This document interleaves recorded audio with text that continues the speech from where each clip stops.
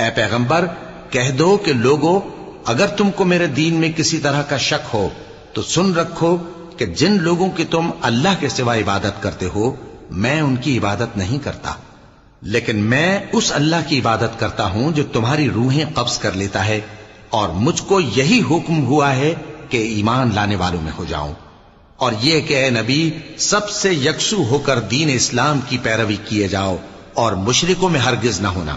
اور اللہ کو چھوڑ کر ایسی چیز کو نہ پکارنا جو نہ تمہارا کچھ بھلا کر سکے اور نہ کچھ بگاڑ سکے۔ اب اگر ایسا کرو گے تو ظالموں میں ہو جاؤ گے، اور اگر اللہ تم کو کوئی تکلیف پہنچائے تو اس کے سوا اس کا کوئی دور کرنے والا نہیں، اور اگر تم سے بھلائی کرنی چاہے تو اس کے فضل کو کوئی روکنے والا نہیں۔ وہ اپنے بندوں میں سے جسے چاہتا ہے فائدہ پہنچاتا ہے، اور وہ بخشنے والا ہے، مہربان ہے۔ کہہ دو کہ لوگوں تمہارے